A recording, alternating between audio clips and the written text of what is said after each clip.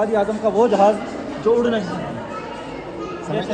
ये कायद आज़म मोहम्मद अली जिन्ना की ऐनक थी जो वो पहन के फैसले क्या करते थे? फैसले आज़म के आपको वो पिस्टल दिखाते हैं जिससे कायद आज़म शिकार करते थे। शिकार ये कायद आज़म से शिकार करते थे।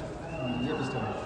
अस्सलाम वालेकुम। आज हमारा शादी का पहला दिन है कराची में और हम आए हैं कायद आज़म मज़ार के पास। ये ब्रदर, ये भाई हैं और ये देखें,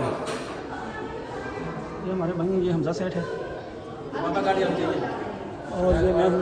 ये बहुत ही ज़बरदस्त है और बाकी चीज़ें आपको दिखाते हैं। इसमें काफ़ी प्यारी चीज़ें हैं।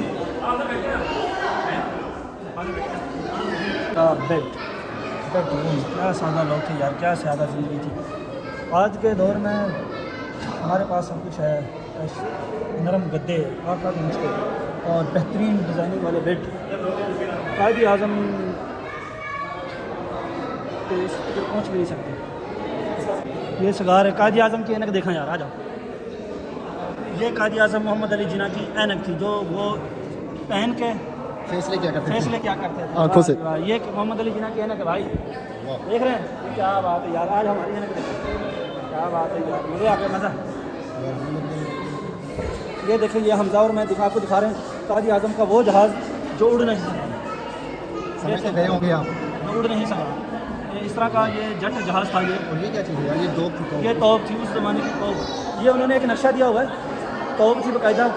बाकी हम कायद आज़म के आपको वो पिस्टल दिखाते हैं जिससे कायद आज़म शिकार करते थे। शिकार ये कायद आज़म से शिकार करते थे। ये पिस्टल। ये देखें कितनी लंबी, आपने और कायद आज़म की जूती। ये जुटी कर उसके लिए देखो। आपने बाकी देखा, बड़ा मज़ा आया। ये कायद आज़म का वेस्टकोट है, बेहतरीन है। ये हमारे ब्रदर और ये भी हमारे भाई कायद आज़म की पिक्चरें खेल रहे हैं लाइव। अच्छा ठीक है।